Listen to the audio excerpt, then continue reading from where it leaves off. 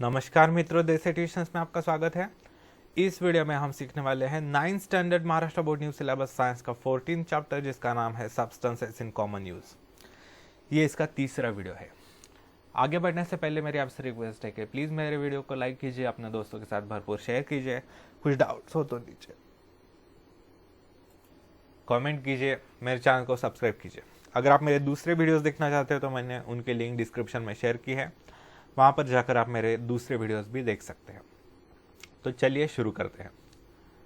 Die, the coloured substance which on applying to an article imparts that colour to the article is called dye. ये dye किसे कहते हैं, इसके definition है एक ऐसा कलर्ड सब्सटेंस जो किसी वस्तु पर लगाने के बाद वो जो वस्तु है वो उस कलर की हो जाती है, उसे कहते हैं डाई।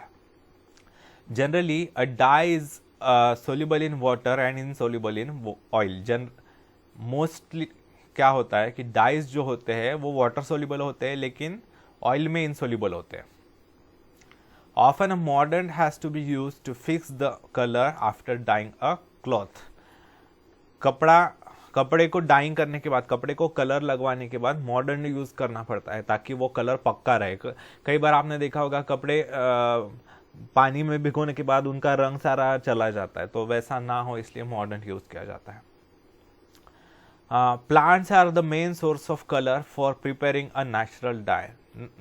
जो प्राकृतिक रंग होते हैं, नैसर्गिक रंग, उनको प्राप्त करने के लिए जो है प्लांट के अलग अलग पार्ट्स यूज किए जाते हैं, जैसे roots, leaves, flowers, bark, fruits, seeds, fungus and pistil are use for making dyes. Roots use किए जाते हैं प्लांट्स के, leaves for green colour, flowers for different colour जैसे ऑरेंज, रेड वगैरह। बार्क यानी छाल जो होती है, साल खोड़ाची, वो यूज की जाती है। फ्रूट्स यूज किए जाते हैं, सीड्स फंगस होते हैं, पिस्टिल यानी कार्पल्स जो होते हैं, गाइनोशियम, वो यूज किए जाते हैं। ठीक है। In Kashmir, a very good dye is made from saffron, which is used to dye fibers from which saris, shawls and dresses are made. Kashmir में बहुत अच्छा डाई बना जाता है। सैफरन यानी केसर जो होता है उसकी मदद से वो केसरी ऑरेंज कलर का डाई बनाया जाता है, जो कपड़ों को, साड़ियों को, शॉल्स को, ड्रेसेस को रंगवाने के लिए यूज किया जाता है। खाने में भी यूज किया जाता है। दीज आर वेरी कॉस्टली, ये बहुत महंगे होते हैं। Many people are engaged in this occupation as their means of earning a livelihood. बहुत से लोगों को रोजगार मिलता है इससे। खेती होती है सैफरन की खेती कश्मीर में बहुत ज्यादा। The use of henna leaves to colour hair is safe for health. Mehndi के पत्तों को यूज किया जाता है बालों को कलर करने के लिए, तो ये भी काफी सेफ होता है हेल्थ के लिए, उसके इतने साइड इफेक्ट्स नहीं होते जैसे आर्टिफिशियल डाइज के होते हैं। William Henry Perkin invented an artificial dye in 1856। इस साइंटिस्ट ने 1856 में आर्टिफिशियल डाइज का इन्वेंशन किया। Artificial dyes are classified into many types on the basis of chemical properties and solubility. अलग अलग सब्सटेंसेस में सोल्यूबल होते हैं डाइज, उसके आधार पर भी क्लासिफिकेशन है। अलग अलग केमिकल प्रॉपर्टीज होती है, उसके आधार पर भी उनका क्लासिफिकेशन है आर्टिफिशियल डाइज का। Petroleum products and minerals are used in these dyes. जो पेट्रोलियम प्रोडक्ट्स होते हैं जैसे कच्चा तेल वगैरह, वो यूज किया जाता है ये डाई बनाने के लिए। Uses, they are use for colouring cloth and hair. बालों को कलर करने के लिए या फिर कपड़ों को कलर करने के लिए यूज किए जाते हैं dyes. Fluorescent colours are use to make street boards that are visible at night. सड़क के साइड में जो बोर्ड्स लगाए जाते हैं, टर्न्स के या स्पीड ब्रेकर के, जो भी है सिंबल्स, वो बोर्ड जो लगाए जाते हैं, या फिर कहाँ जाता है ये रास्ता उसका नाम लगाया जाता है और एरो लगाया जाता है, वो सारे बोर्ड जो होते हैं वो फ्लोरेसेंट कलर से, यानी रात में चमकने वाले कलर से, अंधेरे में चमकने वाले कलर से वो रंगाए जाते हैं ताकि अंधेरे में दिख सके। Dyes are use to polish leather shoes, purses and chappals. Leather के, चमड़ी के जो शूज होते हैं या पर्सेस होते हैं, चप्पल्स होते हैं, उनको भी पॉलिश करने के लिए डाइज यूज किए जाते हैं। आपको पता है बूट पॉलिश वगैरह होते हैं। एडवर्स इफेक्ट्स, इनके बुरे परिणाम क्या है? Dyeing hair can have adverse effects like hair fall, damage to hair texture, burning of skin, adverse effects on eyes, etc. Hair dye अगर बहुत कर रहे हैं आप रेगुलरली तो कुछ हार्मफुल उनमें केमिकल्स होते हैं जिनके कारण हेयर फॉल होता है, बाल झड़ सकते हैं, हेयर का टेक्सचर खराब हो सकता है, बर्निंग ऑफ स्किन, आपके चेहरे की स्किन की बर्निंग हो सकती है, फिर आँखों पर एडवर्स इफेक्ट्स होते हैं, यानी आँखों का जो रोशनी है वो कमज़ोर हो जाती है। Lipstick contains a dye named carmine, it does not affect lips but causes stomach disorders. Lipstick में एक डाई होता है कार्माइन नाम का, वो लिप्स पर तो वैसे कुछ डाइज जो होते हैं लिपस्टिक के वो लिप्स पर भी डार्कनिंग करते हैं लिप्स के, उसके अलावा स्टमक डिसऑर्डर्स, पेट के बीमारियां भी करवाते हैं। Excessive use of plants for making natural dyes results in deterioration of the environment. अगर केमिकल वाले डाई नहीं यूज़ करने, नेचुरल डाई यूज़ करने, प्लांट से बनाए गए, तो उनका ओवर प्रोडक्शन से क्या होता है कि एनवायरनमेंट को नुकसान होता है। काफ़ी पेड़ काटने पड़ेंगे तो एनवायरनमेंट को उससे नुकसान होता है, तो वो भी इतनी अच्छी बात नहीं है।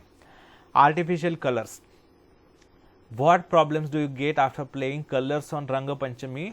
वाह, रंग पंचमी पर रंग खेलने के बाद कौन से प्रॉब्लम्स आते हैं? देखिए, हेडेक होता है, सिर दर्द, ईचिंग ऑन स्किन, स्किन को खुजली होती है, आँखों में लाल रेडनेस आता है, ठीक है, फिर रेस्पिरेशन के इलनेसेस होते हैं, बॉडी स्वेल हो जाती है, सूजन आ जाती है, कई बार नौशिया होता है, यानी क्या कहते हैं उसे, मितली मळमळ होते हैं, ऐसे कई सारे फीलिंग्स आते हैं। ये क्यों होता है? क्योंकि आर्टिफिशियल कलर्स के लगाने के कारण होता है। स्किन एलर्जीज होती है कई बार।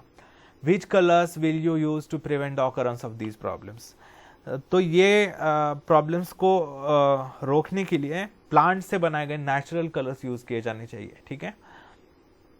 What problem do you have on painting the house and furniture? जब हम घर को या फर्नीचर को कलर करते हैं तब क्या इसी तरह आँखों की बर्निंग होती है, वोमिटिंग हो सकती है, बहुत से लोगों को उसकी एलर्जी होती है, नौशिया होता है, उल्टी, मितली जिसे कहते हैं मळमळ, आँखें लाल हो सकती है, स्नीजिंग, छींक आना बहुत ज़्यादा, ये इफेक्ट हो सकते हैं। होली के समय रंग पंचमी के समय खेलते समय आप याद रखते जाइए पूरे बॉडी को, मेनली चेहरे को और हाथों को ऑयल लगाते जाइए, coconut oil. We regularly use artificial colors on Ranga Panchami, decorating the house by painting. The red color used on Ranga Panchami is very dangerous. हम रंग पंचमी में घर को रंगवाने के लिए वगैरह बहुत से रंग यूज करते हैं। लाल कलर जो यूज किया जाता है रंग पंचमी में वो बहुत ही खतरनाक होता है। It contains a high proportion of mercury in it. आपको पता है मर्क्यूरी कार्सिनोजेनिक होता है, यानी कैंसर कॉजिंग एजेंट होता है मर्क्यूरी, उसके कारण बहुत सी बीमारियां होती हैं। This poses risk like blindness, skin cancer, asthma, itching of skin, permanent blocking of sweat pores etcetera. इससे कई सारे प्रॉब्लम्स आते हैं। अगर आंखों में चला जाए तो ब्लाइंडनेस हो सकता है, अंधापन, स्किन कैंसर हो सकता है, अस्थमा हो सकता है, दमा अगर सांसों में चला जाए तो, ईचिंग ऑफ स्किन, स्किन में खुजली हो सकती है, और permanent blocking of sweat pores. हमारी स्किन पर पोर्स होते हैं, छोटे छोटे छेद होते हैं माइक्रोस्कोपिक, जिनसे स्वेट आता है बाहर, तो वो बंद हो सकते हैं, तो उससे भी काफ़ी प्रॉब्लम्स हो सकते हैं। Therefore it is necessary that artificial colours are used cautiously. तो सावधानतापूर्वक इनका यूज किया जाना चाहिए। Find out the hazardous chemicals present in the artificial colours and their harmful effects. तो ये आर्टिफिशियल कलर्स और उनके हार्मफुल इफेक्ट्स वगैरह ये हमने देखे अभी, ये स्किन कैंसर, अस्थमा वगैरह। और hazardous chemicals present in artificial colours मैंने कल के पिछले वीडियो में बताया है, देखिए एक बार देख सकते हैं। रेड कलर के लिए पॉन्शियोफोर, कार्मोइजिन, इरिथ्रोसिन, येलो कलर के टेट्राजिन या सनसेट येलो एफसीएफ। ये खाने के कलर में भी यही यूज़ किए जाते हैं और कलर करवाने के लिए भी यही यूज़ किए जाते हैं। तो देखिए कितने हार्मफुल होंगे वो। Blue colour indigo, carmine, brilliant blue FCF, green colour fast green FCF, ये यूज किए जाते हैं। Prepare colours for Rang Panchami from natural resources such as beetroot, flowers of flame of forest, spinach, flame tree that is gulmohar, protect your health by using this. तो ये आपको करना है रंग पंचमी के समय। बीट रूट से हो या गुलमोहर की फूलों को पानी में उबाल कर हो, या बाकी कुछ कलरफुल फ्लावर्स होते हैं, या स्पिनाच को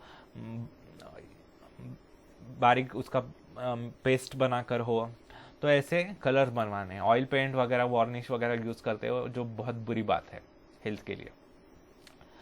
deodorant, body order is caused by the bacterial decomposition of the sweat. देखिए हमें जो पसीना आता है, घाम जो येतो आपल्याला, वो उसमें बॉडी के ऊपर, स्किन के ऊपर बैक्टीरिया ग्रो करने लगते हैं, तो उससे काफ़ी बॉडी से बदबू आती है।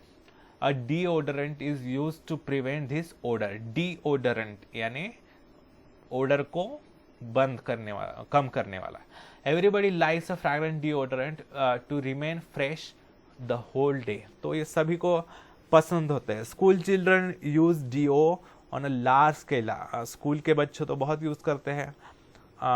This large scale use of deo in adolescent age is result of the advertisement shown on television. Television पर बहुत से एडवर्टाइज दिखाए जाते हैं, बहुत कुछ दिखाया जाता है उसमें, तो वैसा कुछ करवाने के लिए बच्चे भी बहुत यूज करते हैं डिओड्रेंट्स।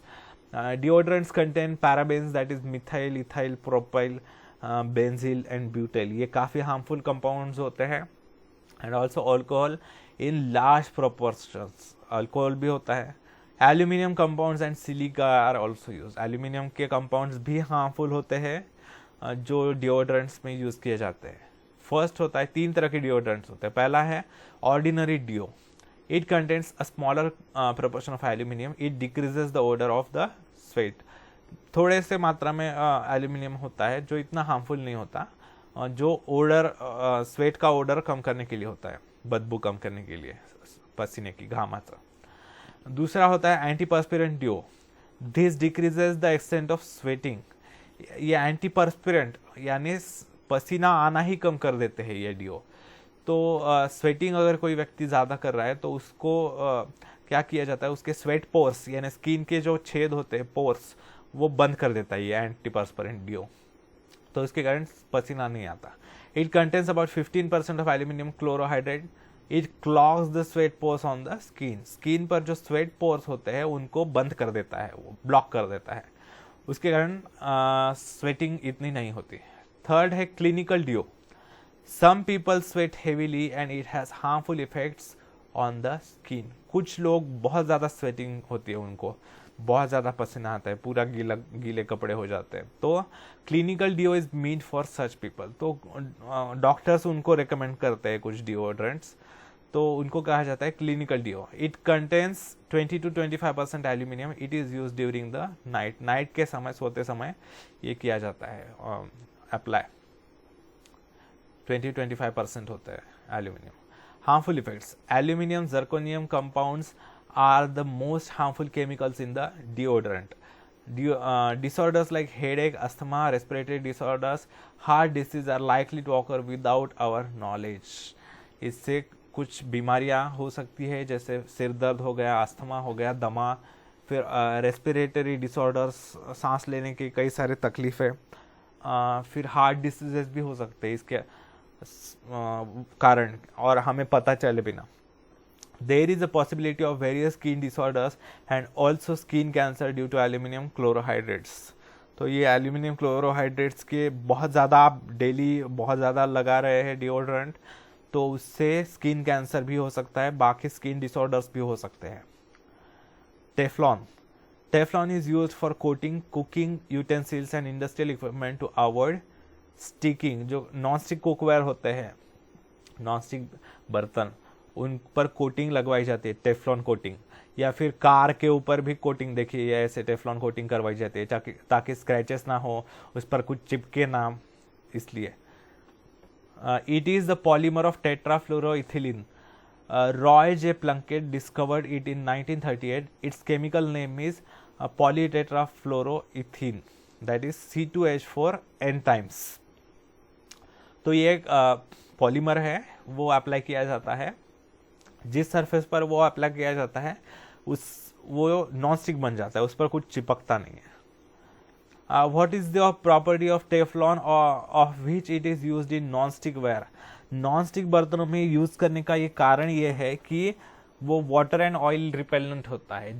जिनको कम ऑयल का खाने की आदत होती है, डाइटिंग वगैरह करते हैं, तो वो नॉन स्टिक में करते हैं ताकि कम ऑयल में ही वो उस पर जो भी है डोसा हो, जो भी आप बना रहे वो चिपके ना, वो इजीली निकल कर आए, इसलिए वो नॉन स्टिक पर लगाया जाता है। फिर इजी टू क्लीन होता है, उस पर दाग धब्बे नहीं आते। जो भी आप पदार्थ बना रहे हैं उसमें, उस बर्तन में, उसको क्लीन करना आसान होता है। ठीक है। Properties, the atmosphere and chemical substances have no effect on Teflon. Atmosphere जैसे टेम्परेचर कम ज़्यादा होते रहता है हमारे एटमॉस्फेयर में, या फिर बहुत से सब्सटेंसेस केमिकल्स होते हैं हमारे एटमॉस्फेयर में, तो उनका कोई बुरा परिणाम टेफ्लॉन पर नहीं होता।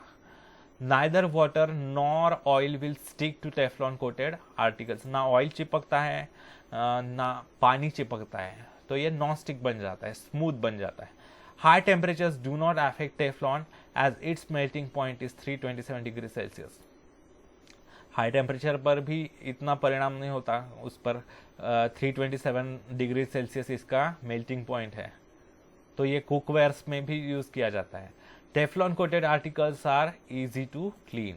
इजी करना, क्लीन करना बहुत आसान होता है। Uses, Teflon is a poor conductor of electricity.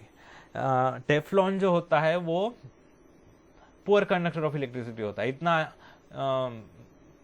इतना अच्छे तरीके से इलेक्ट्रिसिटी कंडक्ट नहीं करता, तो वो इंसुलेशन वगैरह थोड़ा बहुत यूज किया जाता है।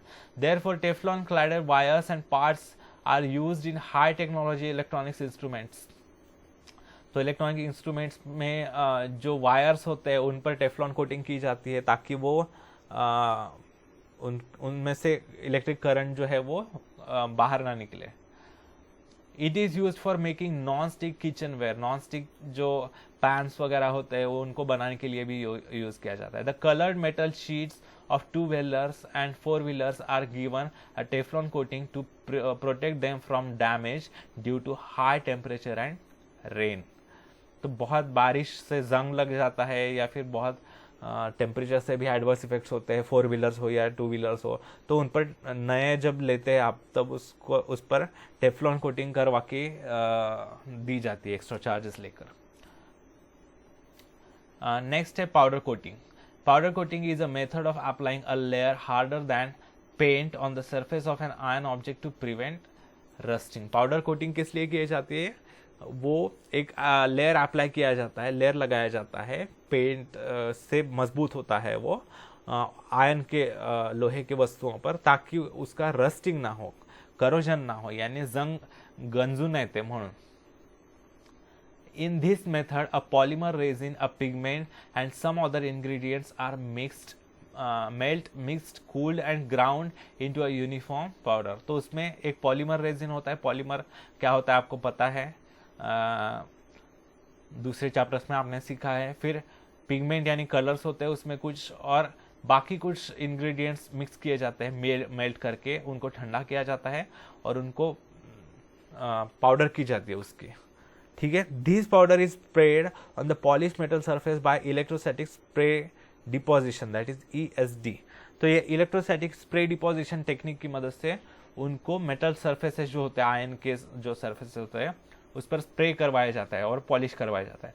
In this method the particles of the powder are given an electrostatic charge due to which a uniform layer of the powder sticks to the metal surface. ये जो ESD मेथड है, electrostatic spray deposition, उसमें उन powder के जो particles होते हैं उनको एक इलेक्ट्रोस्टैटिक चार्ज दिया जाता है, यानी इलेक्ट्रिक चार्ज पता है ना आपको, पॉजिटिव चार्ज, नेगेटिव चार्ज। जब आप प्लास्टिक का पेन या कोम्ब, कंघी बालों पर घिसकर उसके पास कागज के टुकड़े ले जाते हैं तो वो अट्रैक्ट हो जाते हैं, तो वो स्टैटिक इलेक्ट्रिसिटी चार्ज के कारण होता है। तो ये जो है वैसे ही एक चार्ज लगवाया जाता है ताकि वो अच्छे तरीके से चिपक कर रहे मेटल सरफेस से। Then the object is heated in the oven along with the coating.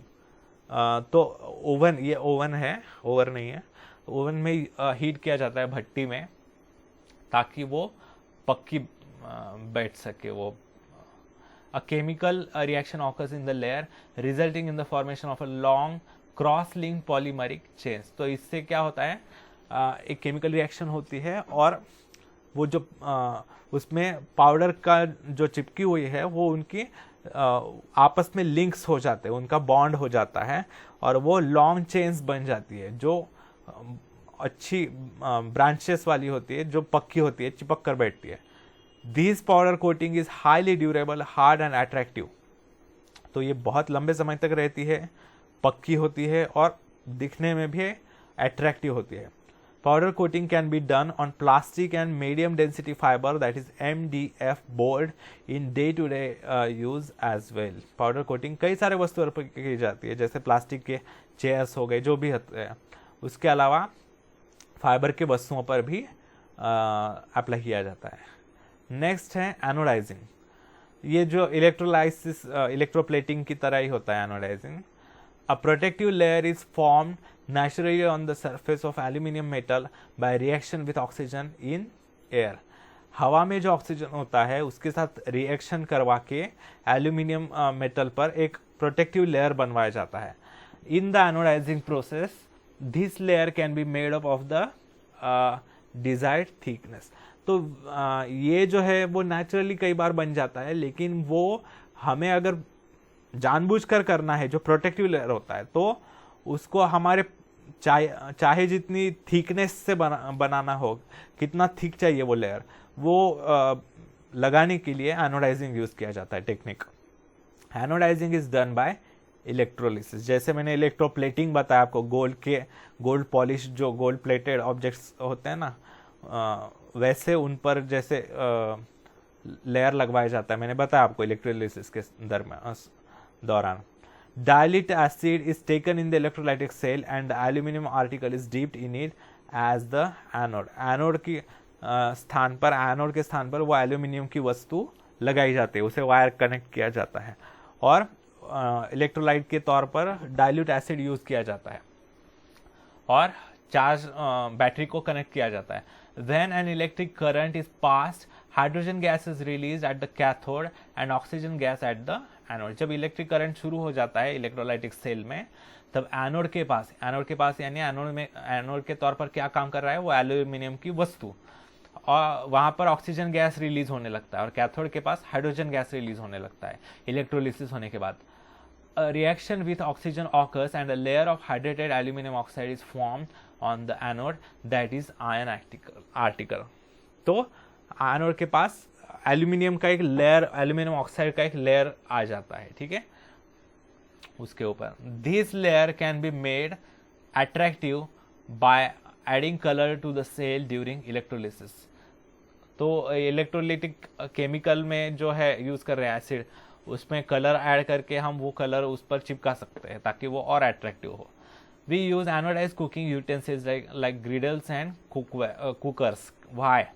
ये भी नॉनस्टिक प्रॉपर्टीज होती है इसकी, स्क्रैच रेजिस्टेंट होते हैं, इजीली क्लीनेबल होते हैं, इजीली क्लीन किया जा सकता है, नॉन पॉइजनस होते हैं, सबसे महत्वपूर्ण, पॉइजनस नहीं होता, ठीक है, और फास्ट कुकिंग होती है इनमें। तो इसके कारण इनको कुकर्स में या ग्रिडल्स में यूज किया जाता है। Ceramic is a heat resistant substance formed by kneading an inorganic substance in water and then shaping it and hardening it by heating. Ceramics mainly तो मिट्टी से बनाए जाते हैं, उनको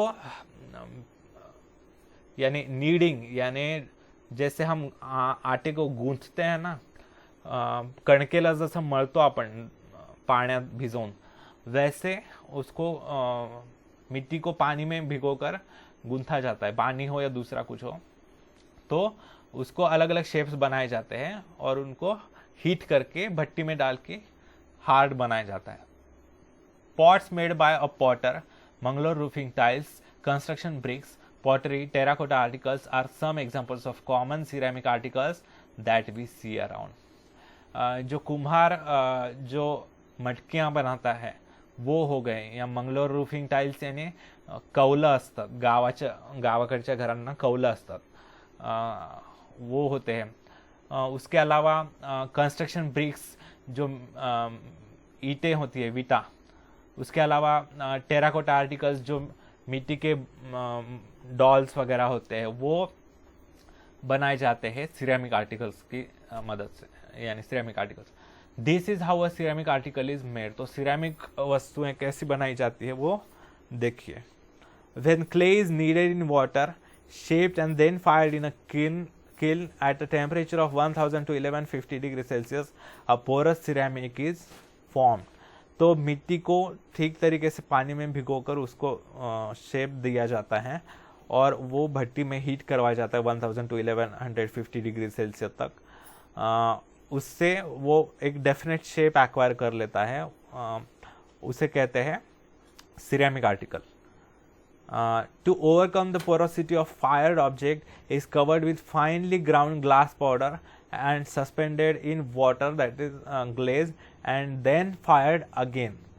तो ये जो होते हैं वो पोरस होते हैं, यानी छेद होते हैं उनके, उनमें माइक्रोस्कोपिक। आपको पता है जब हम मिट्टी का जो मटकी होती है उसमें पानी भरते हैं तो एक थोड़ा पानी ड्रॉप होते रहता है धीरे धीरे, उसी मैकेनिज्म से वो ठंडा रहता है। लेकिन कुछ सिरेमिक जो होते हैं वो ड्रॉप नहीं होते, उनमें से लीकेज नहीं होता। तो वो लीकेज रोकने के लिए उनमें पाउडर किया हुआ ग्लास पाउडर डाला जाता है वाटर में मिक्स करवा के, और फिर उनको भिगो जैसे गूंथा जाता है कणकी सारखं मळण्यात येतं मिट्टी में, और फिर उनको शेप देकर फिर फायर किया जाता है, यानी उसको हीट किया जाता है किल में, यानी भट्टी में। As a result, the surface of the ceramic becomes shiny and porosity disappears. तो इसके कारण ये इसका सरफेस जो है वो ग्लॉसी हो जाता है, शाइनी हो जाता है, और पोरोसिटी, पोरस नेचर बंद हो जाते हैं, उसके पोर सारे बंद हो जाते हैं। फिर है porcelain. This is a hard translucent and white coloured ceramic. Porcelain यानी वाइट कलर के, ट्रांसल्यूसेंट यानी चमकीले, हार्ड होते हैं सिरेमिक ऑब्जेक्ट्स होते हैं, कई बार डॉल्स होते हैं पोर्सलिन के बहुत से। It is made by using white clay called kaolin found in China. China में ये मिट्टी पाई जाती है काओलिन नाम की, वाइट कलर की, तो उसकी मदद से ये बनाए जाते हैं। Glass, granite and mineral feldspar is mixed with kaolin and needed with water. उसमें ग्लास पाउडर डाली जाती है। ग्रेनाइट यानी पत्थर है एक तरह का, मिनरल फेल्डस्पार नाम का एक मिनरल होता है, एक नेचुरल मिनरल जो अर्थ में पाया जाता है, वो मिक्स किया जाता है और पानी के साथ नीडिंग की जाती है, मिक्स किया जाता है। The resulting mixture is shaped and fired in a kiln at a temperature of 1200 to 1450 degrees Celsius. फिर उसको शेप देकर किल्न में यानी ओवन में यानी भट्टी में हीट करवाया जाता है 1200 टू 1450 डिग्री सेल्सियस तक। On firing again after glazing, beautiful articles of porcelain are obtained. उसको ग्लेजिंग करने के बाद, ग्लेजिंग यानी यही ग्लास और पाउडर मिक्स करके उसको पॉलिश लगवाया जाता है, तो फिर से हीट करवाया जाता है, उनको चमकीले सुंदर वस्तुएं प्राप्त होती है उससे। Which porcelain vessels are used in the laboratory. Porcelain के कौन सी वस्तुएं यूज किए जाते हैं लेबोरेटरी में, उसका एक एग्जांपल है क्रूसिबल। क्रूसिबल पोर्सेलिन डिश वो यूज किया जाता है लैब में। किस लिए? उसमें कुछ सब्सटेंसेस हीट करने के लिए हो गया, या फिर कुछ सब्सटेंसेस बर्न करने के लिए भी इसका यूज किया जाता है। फिर है bone china. Bone china is made by adding some ash of animal bones in the mixture of china clay, feldspar and fine silica while making porcelain. तो पोर्सेलिन में बना उसके और स्मूथनेस लाने के लिए उसके टेक्सचर में, उसमें एनिमल्स के जो बोन्स होते हैं उसकी ऐश, उसकी राख डाली जाती है, उसमें मिक्स की जाती है, और फेल्डस्पार और सिलिका यानी रेती जो होती है वो मिक्स की जाती है। वो मिक्स करके वही सेम प्रोसीजर रिपीट की जाती है। This ceramic is harder than porcelain. तो ये काफ़ी मजबूत होते हैं पोर्सेलिन से, पोर्सेलिन ज़रा नाजुक होते हैं। Advance ceramics, oxides like alumina that is Al2O3, zirconia, ZrO2, silica, SiO2 and some other compounds like silicon carbide SiC, boron carbide B4C are used instead of clay for making advanced ceramic.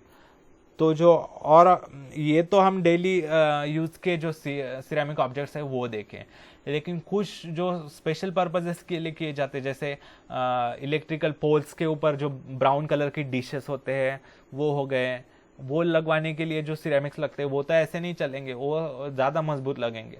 तो ऐसे कुछ होते हैं। या फिर this ceramic requires a temperature of 1600 to 1800 degree Celsius and oxygen free atmosphere for firing. Even जो space के objects होते हैं, स्पेस की जो ट्रैवल करने के लिए जो स्पेस शिप्स वगैरह होते हैं उसमें भी यूज़ किया जाता है, सैटेलाइट्स में यूज़ किया जाता है, आर्टिफिशियल सैटेलाइट्स में। तो उनको बनाने के लिए 1600 to 1800 डिग्री सेल्सियस और फायरिंग के लिए ऑक्सीजन फ्री वातावरण लगता है, विदाउट ऑक्सीजन फायर करना पड़ता है। तो इस विदाउट ऑक्सीजन के फायरिंग को कहते हैं, this process is called sintering. तो इनका यूज कहाँ किया जाता है? Ceramics can withstand high temperatures without decomposing. इनकी विशेषता ये होती है कि बहुत हायर टेम्परेचर तक ये टिकते हैं विदाउट डिकम्पोजिंग, विदाउट मेल्टिंग। ठीक है, मेल्ट नहीं होते जल्दी। Ceramic is brittle, water resistant and an electrical insulator. जो सिरेमिक ऑब्जेक्ट्स होते हैं वो ब्रिटल होते हैं, यानी नीचे गिर जाने पर इजीली टूट सकते हैं। फिर वाटर रेजिस्टेंट होते हैं, पानी को रोक कर रखते हैं। फिर इलेक्ट्रिकल इंसुलेटर्स भी होते हैं, यानी इलेक्ट्रिसिटी के बैड कंडक्टर्स होते हैं, उनमें से इलेक्ट्रिसिटी कंडक्ट नहीं होती। Therefore it is used in the electrical instruments for coating the interior of a kiln, the outer surfaces of ships and blades of jet engines. तो कहाँ कहाँ पर इसके यूजेस किए जाते हैं? इलेक्ट्रिकल इंस्ट्रूमेंट्स में, जैसे मैंने बताया क्यों कि इलेक्ट्रिकल पोल्स के ऊपर जो ब्राउन कलर के डिशेस दिखते हैं वो सिरेमिक होते हैं। फिर किल्न का इंटीरियर कोट करने के लिए, यानी भट्टी के अंदर सिरेमिक कोटिंग दी जाती है, क्योंकि भट्टी के अंदर तो बहुत हीट होती है, उतने हीट में बाकी कोई सब्सटेंस रहता नहीं है, सारे मेल्ट हो जाते हैं। तो उसके लिए ये सिरेमिक कोटिंग की जाती है। फिर the outer surfaces of ships, जो जहाज होते हैं उनका जो पानी में डूबा हुआ नीचे का हिस्सा होता है उसको सिरेमिक कोटिंग की जाती है, ताकि वो लकड़ी से बनी हुई शिप खराब ना हो पानी में डूब डूब कर रहकर। फिर ब्लेड्स ऑफ जेट इंजिन्स के जो ब्लेड्स होते हैं, फैंस वगैरह, उसको भी ये सिरेमिक कोटिंग की जाती है। A certain type of ceramic tiles are fixed on the outer layer of space shuttle. Space shuttle के आउटर लेयर पर भी ये सिरेमिक टाइल्स यूज़ किए जाते हैं। क्योंकि जाते समय बहुत टेम्परेचर होता है, और जो वापस आती है स्पेस शटल तो उस जो हवा होती है वो बहुत ज़्यादा तेज़ी से फ्रिक्शन करवाती है, उसके कारण उनमें आग भी लग सकती है। जैसे वो कल्पना चावला का जो स्पेस शटल था वो आग लगने के कारण नष्ट हो गया था, तो वैसा ना हो इसलिए उसके ऊपर सिरेमिक टाइल्स फिक्स करवाए जाते हैं। फिर some types of ceramics are used as super conductor. Super conducting नाम का एक फेनोमेनन है, फिजिकल फेनोमेनन, जिसमें उसकी कुछ विशेषताएं होती है, यानी कुछ टेम्परेचर पर वो जीरो रेजिस्टेंस हो जाता है, उनका रेजिस्टेंस जीरो हो जाता है। आपको पता है कि इलेक्ट्रिकल वायर्स का, मेटल्स का वगैरह कुछ ना कुछ तो रेजिस्टेंस होता ही है, लेकिन सुपर कंडक्टर्स का जो होता है वो जीरो रेजिस्टेंस होता है। तो ऐसे इस पर भी यूज़ किया जाता है। तो यहाँ पर ये चैप्टर समाप्त होता है मित्रों। अगर आपको मेरा वीडियो अच्छा लगे तो प्लीज़ मेरे वीडियो को लाइक कीजिए, अपने दोस्तों के साथ भरपूर शेयर कीजिए। कुछ डाउट्स हो तो नीचे कमेंट कीजिए, मेरे चैनल को सब्सक्राइब कीजिए। धन्यवाद मित्रों, आपका दिन शुभ जाए।